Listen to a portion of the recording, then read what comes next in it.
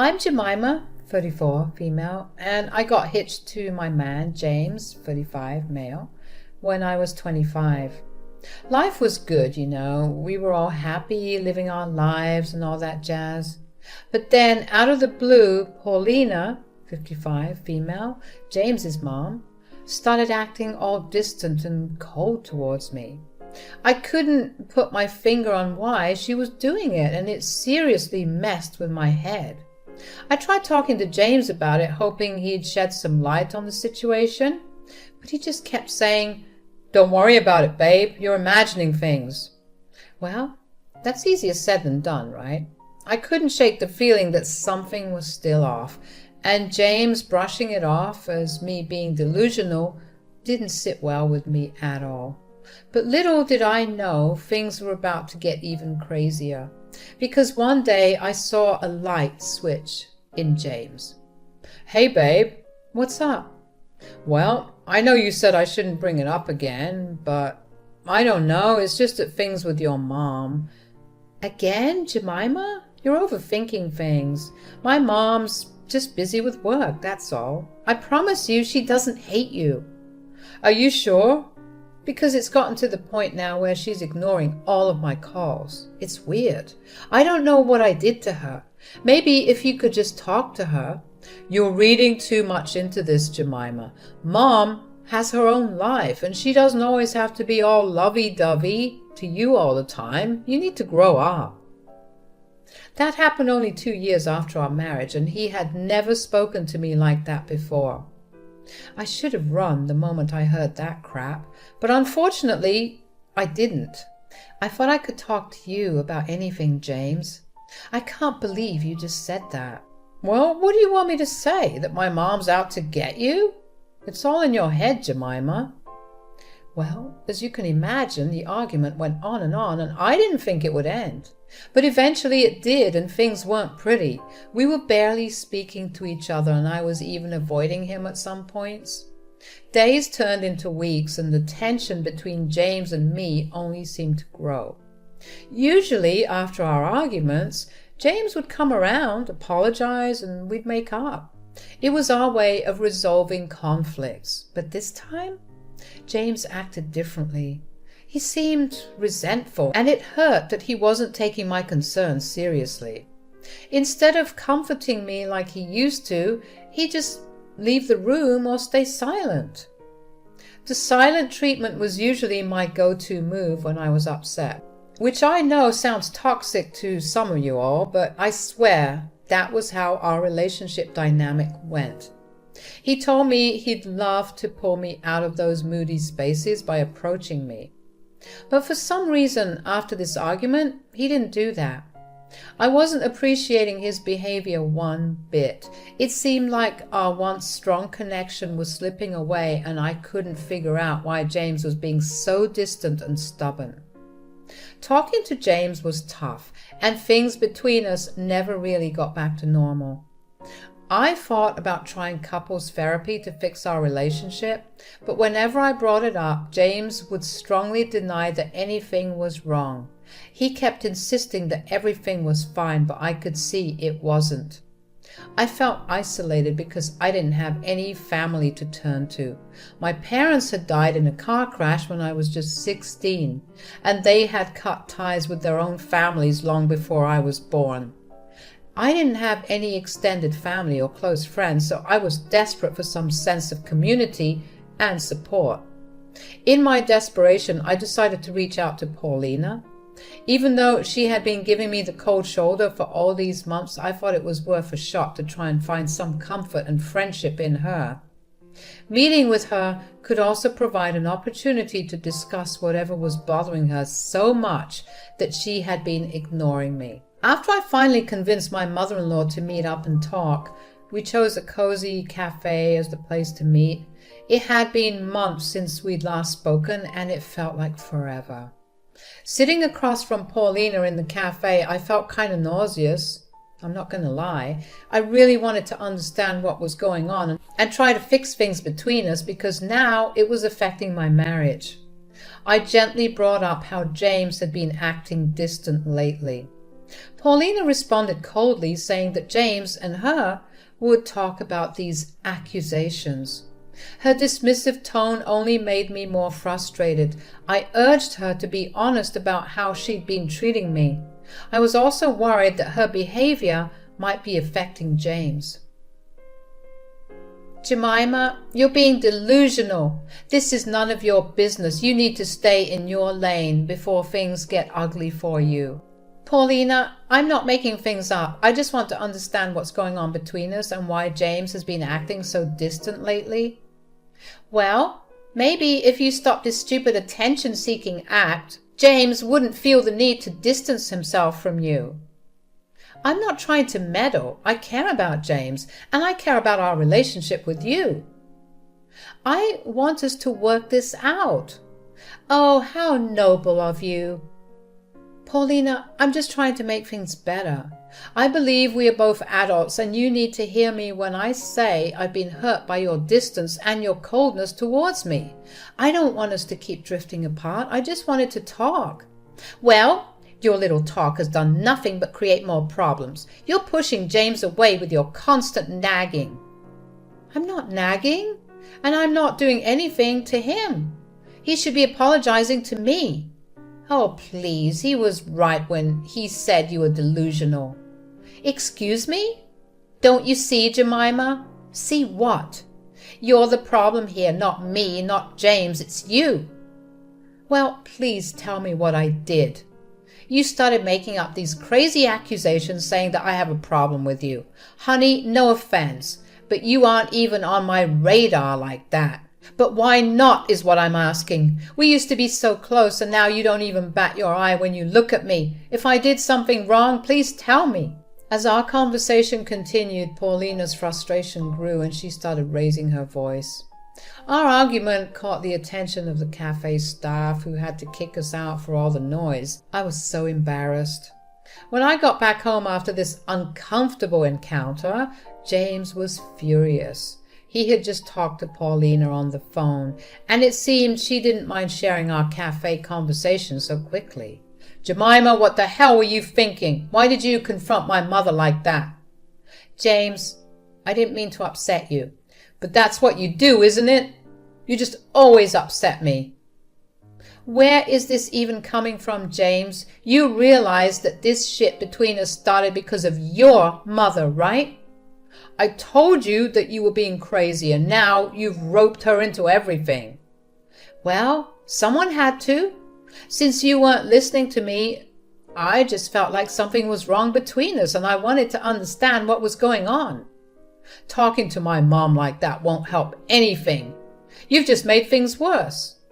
James, I'm trying to make things better between us and with your family. I don't want us to drift apart. Why is that so hard for you to understand? Well, maybe you should have thought about that before taking matters into your own hands. You can't just go around confronting people like that. I didn't know what else to do.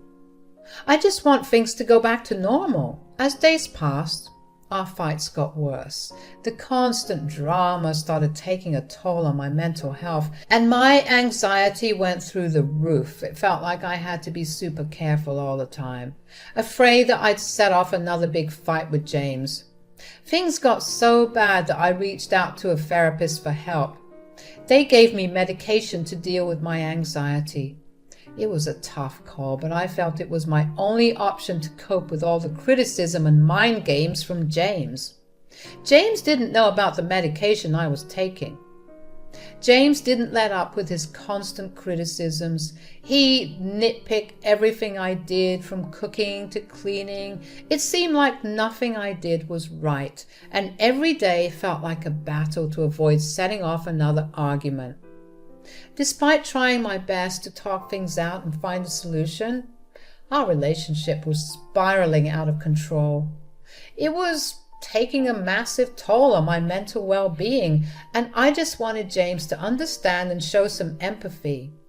Instead, he seemed consumed by anger and resentment that I fully didn't understand. Living under James's constant scrutiny had become exhausting. No matter how hard I tried to avoid upsetting him, he always found something, anything to complain about. I felt like I was walking on eggshells just trying to keep the peace. Life had become miserable and I couldn't shake that feeling of dread that hung over our relationship. Despite my best efforts, it seemed like James was always looking for something to criticize. Then, one day, things took a dramatic turn.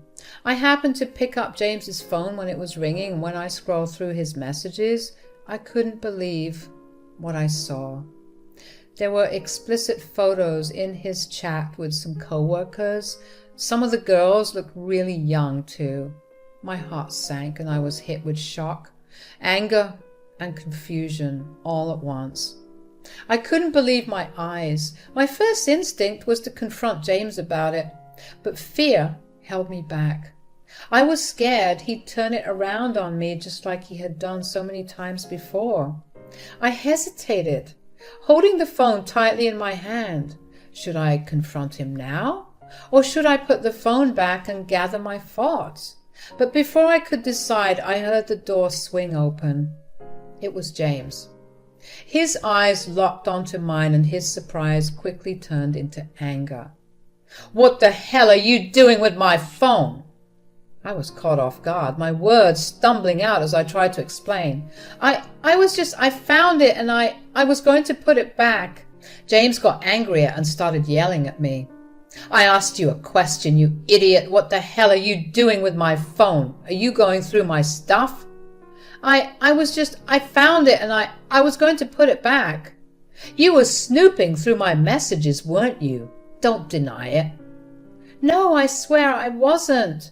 "Save your pathetic excuses. I can't believe you'd invade my privacy like this." "I didn't mean to. I didn't think." "I didn't mean to. Your stuttering is so freaking annoying. Get it together." Excuse me?"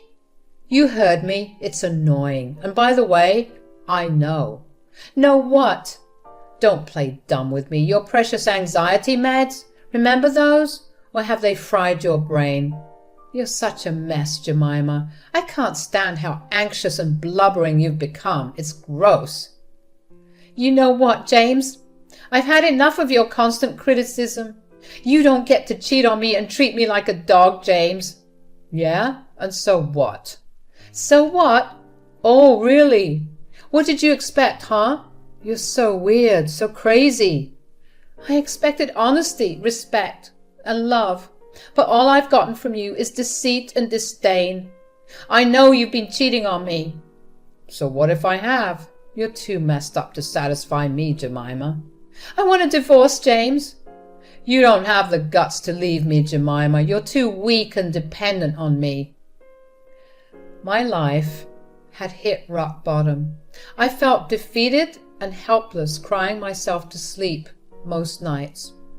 James continued to berate me for what he deemed laziness, but I had reached a point where his words no longer had an impact. I had given up caring about his hurtful remarks because nothing I did made him happy. Then, one day, something incredible happened. I received news that completely turned my life around. It turned out that I had long lost family relatives who were eager to reconnect with me and share a portion of my grandfather's substantial inheritance. They were incredibly wealthy and had initially sought to mend ties with my parents, but since they were no longer alive, they tracked down the next of kin, which happened to be me. The inheritance amounted to a staggering $800,000, something that could change my life for the better. I was so freaking ecstatic because now it meant that I could leave James for good and find my own way. I felt like a new person with endless possibilities. I was just waiting patiently for me to meet with my family members and live my best life. I wore a constant smile and radiated happiness, a huge contrast to my previous state of depression. This change obviously triggered my narcissistic husband. No matter how hard he had tried to bring me down, I had found some form of happiness again, and I wasn't about to let him take it away under any circumstances. A few more weeks passed, and I was still eagerly waiting to hear from my family in Europe about their arrival in America. I was excited and hopeful about the possibility of reconnecting with them and getting my hands on the inheritance money which could change my life. During this time, James was getting more and more frustrated. He could see that his usual tactics to bring me down weren't working anymore, and his anger was bubbling under the surface. So he decided to bring in his mother, Paulina, as his secret weapon to try and push my buttons. "So, Jemima, how have you been? You seem quite happy lately. What's the secret?" "Oh, just focusing on the positive things in life, Paulina." "Positive things? You've been acting like everything is sunshine and rainbows. It's not like you, Jemima." "Well, James, sometimes it's important to find happiness even in the smallest of things. Life's too short to dwell on negativity. Wouldn't you agree?" Interesting. Aren't you concerned about our relationship?" "Nope."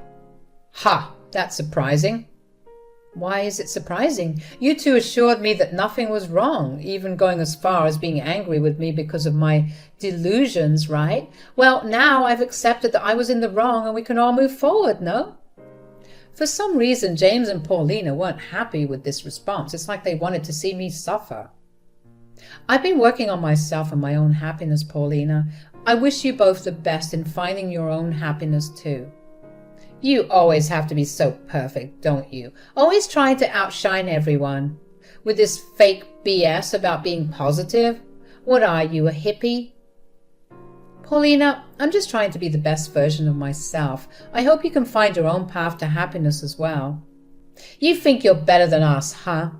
"Not at all, Paulina. I believe everyone has the capacity for happiness and goodness. I truly wish you both find it someday." They were so frustrated, and honestly, to this day, I don't know why. It was like I was standing in front of two witches and they were slowly melting with my rays of positivity. I was low-key on cloud nine. I mean, who wouldn't be? I was weeks away from getting a fat stack of cash and I couldn't be happier. Paulina kept on trying to mess with my head, of course. Honestly, she was acting like Regina George. But I wouldn't let her get to me. Then she dropped a bombshell. Apparently she had been helping James cheat on me this whole time, encouraging him to do it and even covering for him when he lied about spending time with her. She admitted that she did it because she was sick of me. Again, you all, I don't know what I did to upset this woman, but yeah, that's what it was. At that point, I was too drained to cry anymore. I just looked at Paulina and James and told them that I didn't know why they had so much hatred for me. But I didn't care anymore. I wanted a divorce, and that was that. Paulina and James were super shocked because they thought I'd never leave. Paulina especially remembered seeing me cry and probably thought I was too weak to go. But this time, I stood my ground. I wasn't going to stay in a toxic situation any longer. My past suffering wasn't going to hold me back anymore. I was determined to focus on my future. I told them that I didn't want to keep causing stress in the family. My presence seemed to just make everyone upset and I couldn't take it anymore. It was time for me to move on and seek the happiness I'd been missing. Jemima, you can't be serious about wanting a divorce. Have you been taking your meds? I've seen you crying your eyes out for the past few months. You're hopeless, dear. You should be grateful for James. He's put up with your nonsense for all these years and you're going to repay him with divorce? Paulina, I may have shed a lot of tears, but that doesn't mean I'm helpless. I'm done dealing with this family and the constant gaslighting. I was determined to leave that house and the toxic atmosphere behind. Paulina and James tried to convince me that I needed them in my life, but I had made up my mind. I couldn't live like this anymore.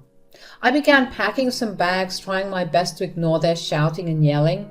They called me selfish and heartless for trying to ruin James's reputation, but I didn't have the energy to engage with their anger anymore. I just wanted out. I stuffed some of my clothes into a suitcase and I left. About a week after I had left, I received a desperate phone call from Paulina. Her voice was filled with desperation as she told me something crazy. She told me that she had discovered James was in massive debt, a shocking $700,000 in total. The reason behind this was apparently some crippling gambling addiction he had. Paulina, now at her wit's end, begged me to come back and help pay off some of these overwhelming debts. Could you imagine? No. What? You heard me. I said no. I'm not coming back. Good luck handling all of that debt, but I meant it when I said I wanted a divorce. Jemima, please be reasonable. Reasonable? Oh, you mean like how I've been trying to act with you and James this whole time? You two treated me like crap.